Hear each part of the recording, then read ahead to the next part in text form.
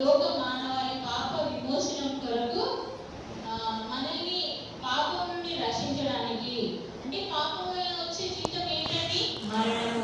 మరణాంతరము మనం నిత్య నరకాగ్నిలో ఉండకుండా ఉండడానికి, ఆ నిత్య నరకాగ్నిలో బాధపడకుండా ఉండడానికి ఆయన ఏం చేసిందంట? ఆయనతో పాటు నిత్య రాజ్యంలో పరలోక పట్టణంలో, ఆ బంగారు పట్టణంలో తనతో పాటు ఉంచుకోవడానికి, తన సొత్తులుగా తనతో పాటు ఉంచుకోవడానికి ఆయన ఒక ప్రణాళిక కలిగి ఉన్నాడంట. ఎందుకంటే రక్తం చిందించితేనే కానీ పాప క్షమాపణ ఉండదు. మరి సమస్త మానవాళి పాప పరిహారమే ఒక పాపం ఎరగని మనుషులు రక్తం చిందించబడాలి. అప్పుడు సర్వలోకంలో ప్రతి ఒక్కరిని చూసినంట దేవుడు, ఎవరన్నా ఉన్నారా అని. కానీ మనమందరము జన్మతః పాపులము. మనమంతా ఎందుకంటే మన పితరులైన ఆదాము దేవుడిచ్చిన ఆజ్ఞను మీరి పాపం చేసినట్లుగా మనం చూస్తాము. ఎందుకంటే మనం పుట్టుకతోనే పాపంలో ఉన్నాం కాబట్టి మనము అర్హులం కాదు. అయితే దేవాది దేవుడు ఏం ఆలోచించిండు? ఒక ప్రణాళికను కలిగి తన కుమారుడైన యేసు ప్రభుల వారిని ఈ లోకానికి పంపడానికి ఒక ప్రణాళికను కలిగి ఉన్నాడంట.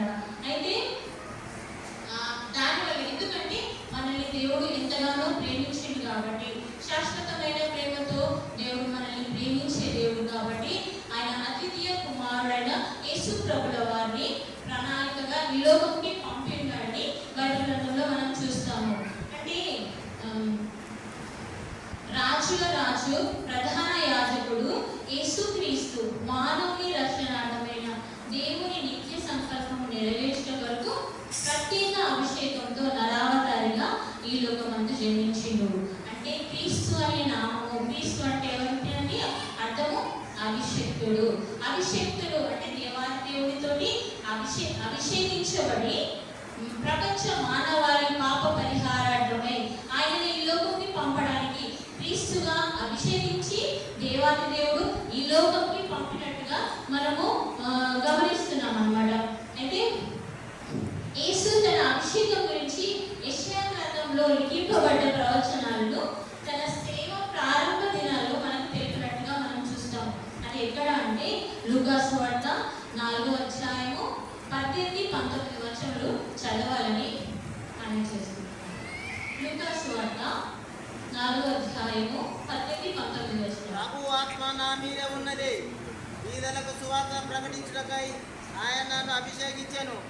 చెరలోనున్న వారికి విడుదలను, త్రుటి వారికి చూపును కలుగునని ప్రకటించుటకును, కలిగిన వారిని విడిపించుటకును, ప్రభు హితవత్సరమును ప్రకటించుటకును ఆయన నన్ను పంపి ఉన్నాడు. ప్రభువు ఆత్మ నా మీద ఉన్నది, ప్రభువు ఆత్మ నా మీద ఉన్నది, నేను బీదలకు ప్రకటించుటకై, సువార్త చెప్పుటకై ఆయన నన్ను అభిషేకించెను, ఆయన నన్ను ఈ లోకంకి పంపి ఉన్నాడని అక్కడ రాయబడి ఉన్నది. అంటే క్రీస్తుగా అభిషేకించబడి దేవాది దేవుడు బీదలకు సువార్త ప్రకటించడానికి, స్వస్థత కలిగించడానికి, హితవస్త్రం ప్రకటించడానికి, నలిగిన వారిని ఆదుకోవడానికి, వీళ్ళందరినీ కాపాడడానికి యేసు ప్రభుల వారిని క్రీస్తుగా అభిషేకించి ఈ లోకంకి పంపినట్లుగా మనము అక్కడ గమనించవలసిన వారమై ఉంటున్నాము. అంటే దేవాది దేవుని చేత క్రీస్తుగా అభిషేకించబడి రక్షకునిగా ఈ లోకంలోకి మానవ రూపంలో పాప పరిహారార్థమై నరావతారిగా జన్మించినట్లుగా మనము చూస్తూ ఉన్నాము. అయితే మత్తయి సువార్త 3వ అధ్యాయము 13వ వచనం నుండి 17వ వచనాలు మనము ఒకసారి గమనిస్తాము. మత్తయి సువార్త 3వ అధ్యాయము 13 నుంచి 17.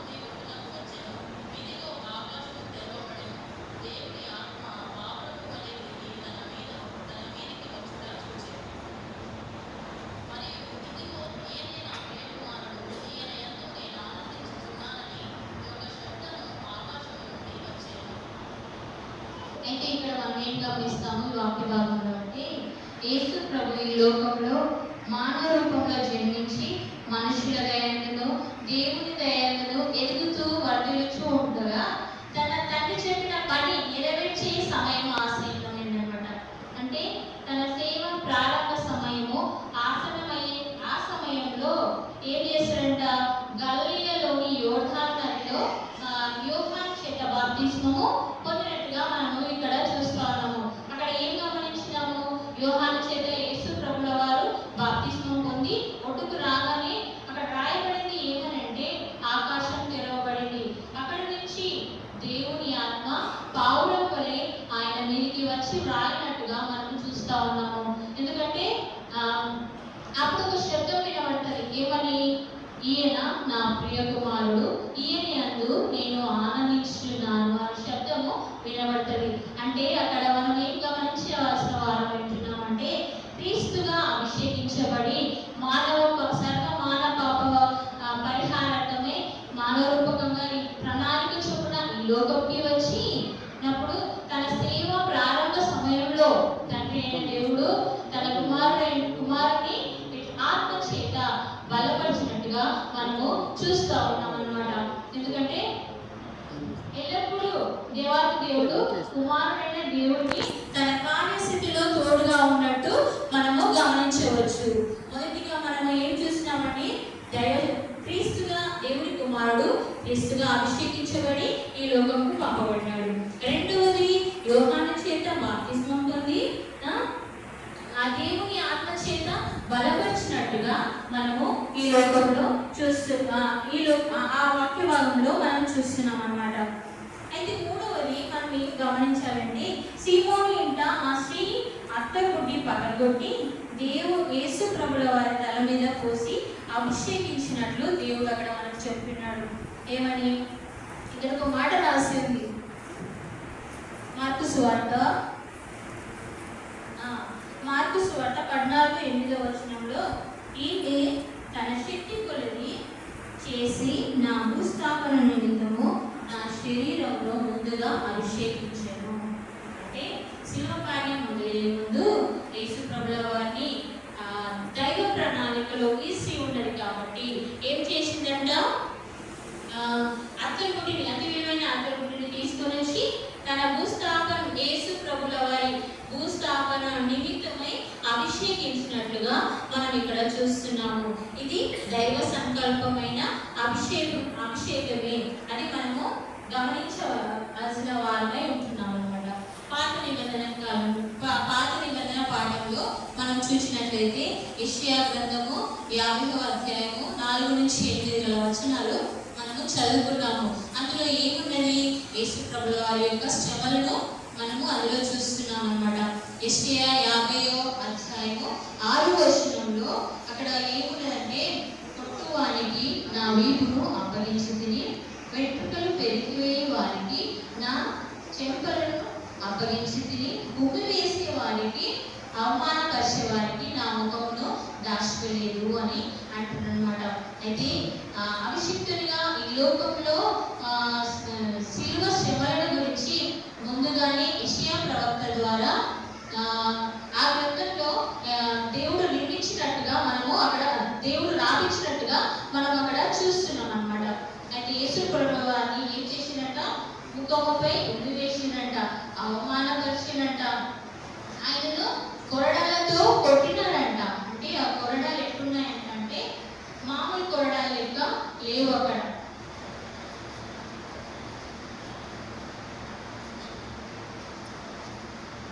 యేసు ప్రభుల వారిని కొట్టిన కొరడాలంట అవి మామూలు కొరడాలు కావంట. అవి ఆ కొరడాల చివరిలో మొలల వంటి ఉండేవంట. ఆ మొలలు ఆయన యొక్క శరీరంలోకి వెళ్ళినప్పుడు ఇట్లా కొరడ వేసి తీసే సమయంలోనంట ఆ చర్మము ఆ మాంసము ముద్దలే దాంతో పాటు వచ్చినట్టుగా విశ్లేషకులు ప్రసంగికులు వర్ణించేవారు. అయితే అటువంటి ఆ కొరడ వేసి తీసే సమయంలోనంట ఆ మాంసము యేసు ప్రభువుల ప్లేస్ మొత్తము చిలించబడింది, రక్తం చిలించబడింది. అందుకే యెషయా గ్రంథంలో ఏమంటాడు? అతి మనోహరుడు, అతి సుందరుడు, చూడగలనిగా చూడగలిగిన వాడుగా ఆయన రక్తపు ముద్ద ఆయన దున్నువారికి నా వీపును అప్పచెప్పినట్టుగా నేను వారికి నేను నా వీపును అప్పచెప్పిన అని అక్కడ మనము చూస్తూ ఉంటాం అన్నమాట. అయితే అంతటి శ్రమలు మనం ఒకసారి ఊహించుకుంటే అది మనకు ఒక చిన్న ములుగుస్తేనే మనం భరించలేము అన్నమాట. అయితే అటువంటి పరిస్థితిలో దేవుడు పాపములమైన నీచులమైన మన కొరకు అంతటి భయంకరమైన శ్రమల్ని అనుభవించినాడు. శ్రమల పాలైనట్టుగా మనము ఇదంతా చూస్తున్నాము. అందుకే యెహోవాకు దేవుని కుమారుని నలుగగొట్టుటకు ఇష్టమాయను అని బైబిల్ వాక్యం సెలవిస్తుంది. యెషయా గ్రంథంలో ఆయనను నలుగగొట్టుటకు యెహోవాకు ఇష్టమాయనని బైబిల్ వాక్యం సెలవిస్తుంది అన్నమాట. ఇదంతా ఎవరి కోసము? నీ కోసము, నా కోసము, మన కోసము. అయితే 2 కొరింథీ 5వ అధ్యాయము 21వ వచనంలో మనం చూసినట్లయితే అక్కడ ఏమని గమనిస్తాము? ఒకసారి చదువుకుందాము. 2 కొరింథీ 5వ అధ్యాయము 21వ వచనం.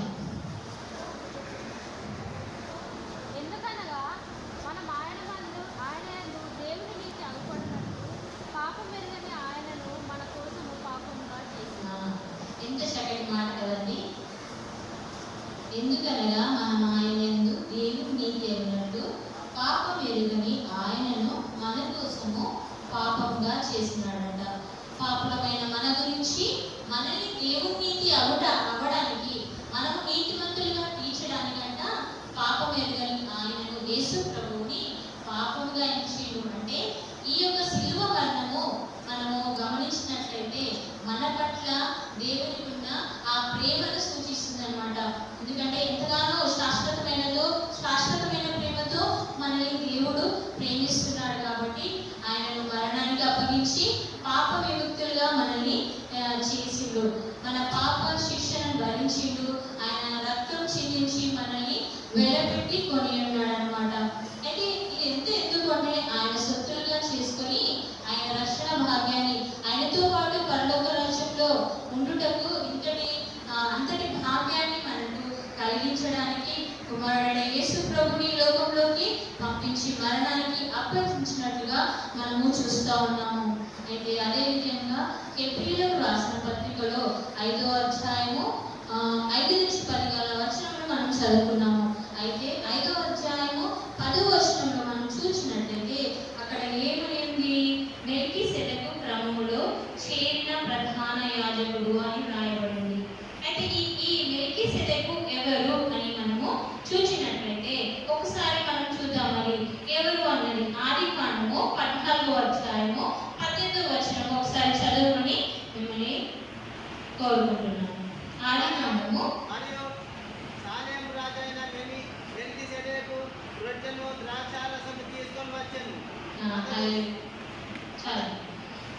ఇక్కడ ఎవరండి? షాలెము రాజు మెల్కీసెదెకు. షాలెము అంటే ఇక్కడ ఏంటండి? సమాధాన అధిపతి అని అర్థం. సమాధాన అధిపతి అంటే యేసు ప్రభుల వారు రాజుగా, అధిపతిగా, సమాధాన అధిపతిగా శిలువ కార్యం జరిగించడానికి అభిషేకించబడి ఈ లోకంలోకి పంపబడినట్టుగా మనము చూస్తున్నాము. అందుకే దైవ కార్యం నెరవేర్చుటలో ఆ స్త్రీ యొక్క పాత్ర చాలా గొప్పదిగా మనము గమనించవచ్చు. అయితే ఆ స్త్రీ అంతకుడిని ఏం చేసిందండి? పగలగొట్టి దేవుని తలపై పోస్తుంది. అయితే మూత తీసి కూడా పోయొచ్చు, కానీ పోయలేదు. ఎందుకు అక్కడ పోయలేదని మనం గమనిస్తే అత్తకుడిని ఎందుకు పగలగొట్టింది అని అంటే నా ప్రభువు వాడింది ఇంకొకరు వాడకూడదు అన్న ఉద్దేశం కలిగి ఉండొచ్చు. ఎందుకంటే ప్రభుల వారిని తన హృదయంలో అంత ఉన్నతంగా ఆమె భావించుకొని ఆయనను ఆరాధించింది, ఆయనను కొనియాడింది. కాబట్టి ఆయన వాడింది, నా ప్రభు వాడింది ఇంకొకరు వాడకూడదు అన్న ఉద్దేశంతో ఆమె అత్తకుడిని పగలగొట్టిందిగా మనం చూసుకోవచ్చు అన్నమాట. అయితే దేవుని పరిశుద్ధ సంఘమా, దేవుని ప్రణాళికలో స్త్రీ యొక్క పాత్ర ఏంటి అన్నది మనము ఒకసారి గమనించాల్సిందిగా మనము ఆలోచించుకోవాల్సిన వారమై ఉంటున్నాము. ఎందుకంటే ఆ స్త్రీ దైవ కార్యం నెరవేర్చడంలో దేవుని ప్రణాళికలో ఉన్నది కాబట్టి ఆమె అక్కడికి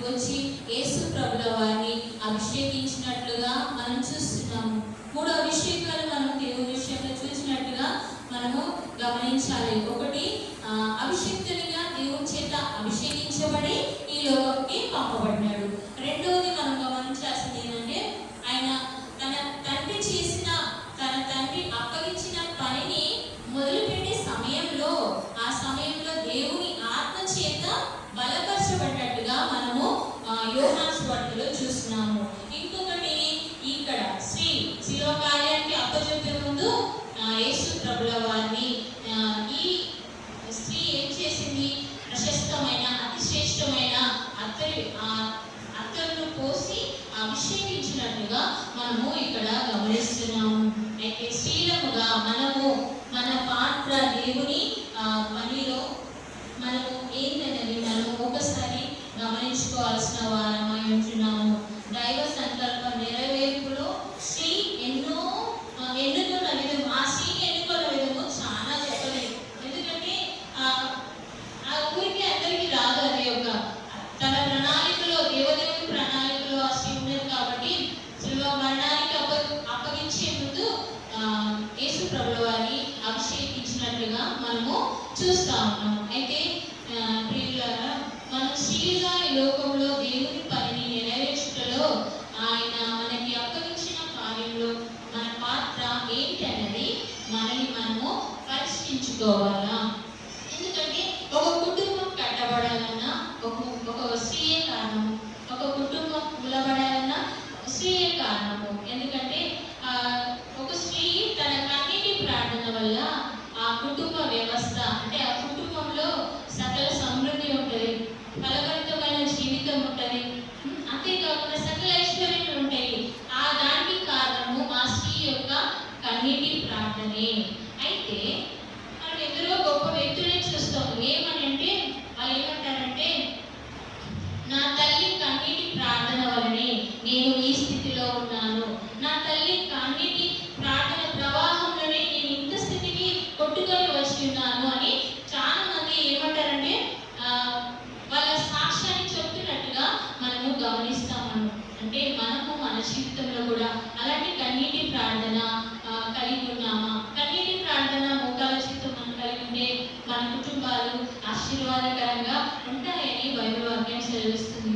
అయితే సంఘశీలముగా మనము సంఘంలో మన పాత్ర ఏంటన్నది మనం ఒకసారి ఆలోచించాల్సిన వారమై ఉంటున్నాము. సంఘంలో మనం సంఘశీలిగా ప్రార్థన జీవితం మనం కలిగి ఉంటే సంఘంలో గొప్ప కార్యాలు చేయగలుగుతాం అన్నమాట. అయితే ఎందరో స్త్రీలు దేవుని సేవ నిమిత్తమై వారి కష్టాన్ని, ధనాన్ని, సమయాన్ని వెచ్చించి ఆయన సువార్త చేయుటలో ఎంతో సహకారంతో సేవ జరిగించుటలో ఎంతో పాటుపడినట్లు, ఘనమైన పాత్రలుగా వాడబడినట్లు బైబిల్ గ్రంథంలో మనం చూస్తామన్నమాట. మన బైబిల్ గ్రంథంలో ఎందరో స్త్రీలు ఏం చేసినంట? వారి యొక్క సమయాన్ని వెచ్చించారు, వారి యొక్క కష్టాన్ని వెచ్చించారు, వారి యొక్క ధనాన్ని వెచ్చించారు. ఇవన్నీ వెచ్చించి యేసు ప్రభుల సువార్తను ప్రకటించుటలో వారు ఎంతో ముఖ్యమైన పాత్రలుగా, ఘనమైన పాత్రలుగా వాడబడినట్లుగా మనము బైబిల్ వాక్యంలో చూస్తాము.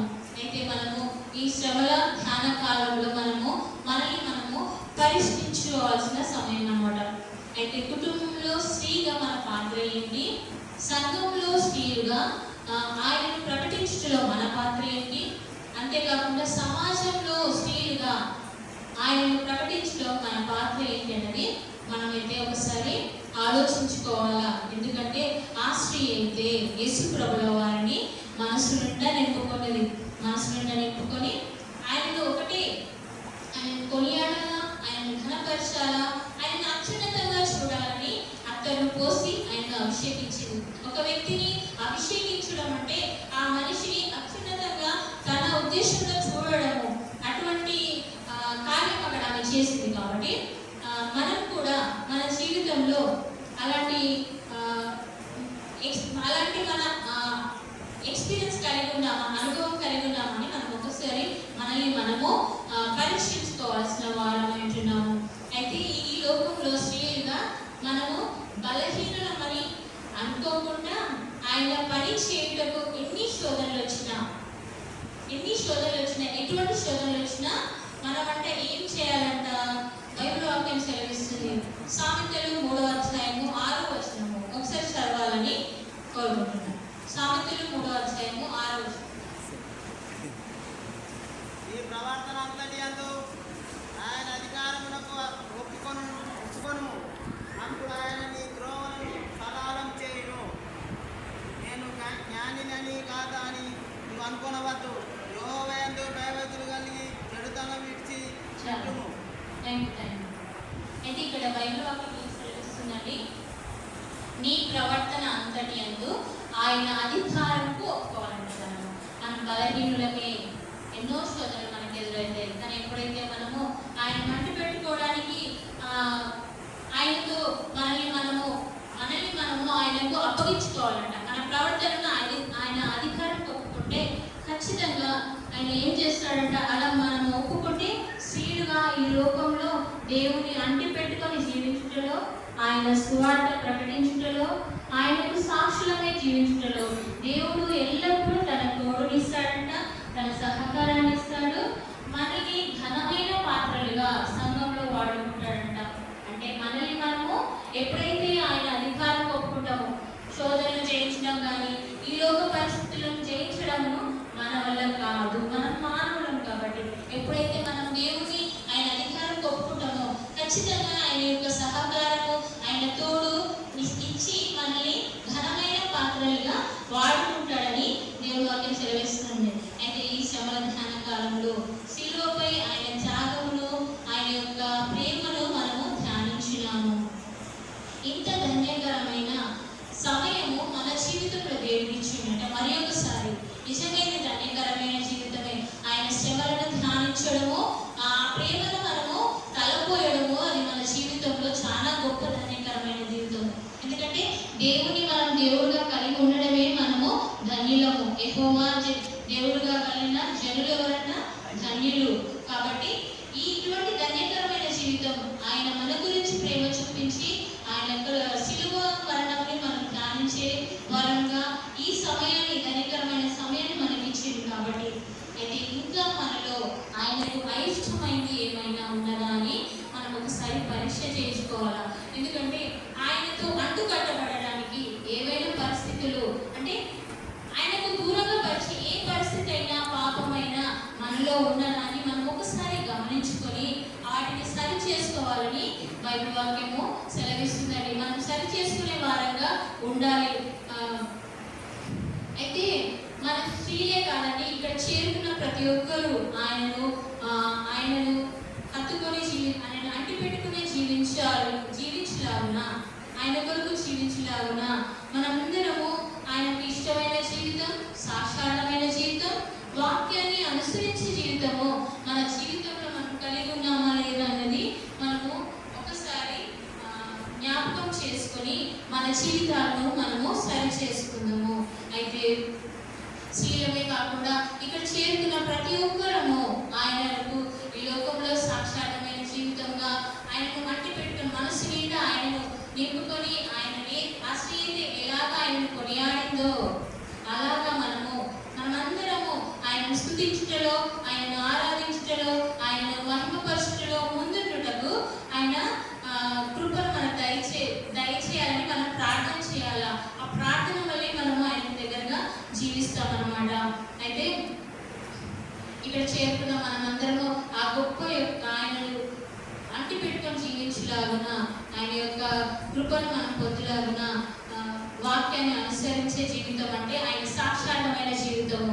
అది ఎలా అంటే మనల్ని చూసినప్పుడంట మన జీవన విధానమే కానీ మన యొక్క మనము జీవించే విధానంలో మనం బ్రతికి ఎక్కడ ప్లేస్ ఉంటుందో అక్కడ మనల్ని చూసినప్పుడంట యేసు ప్రభుల వారు మనలో కనబడాలంట.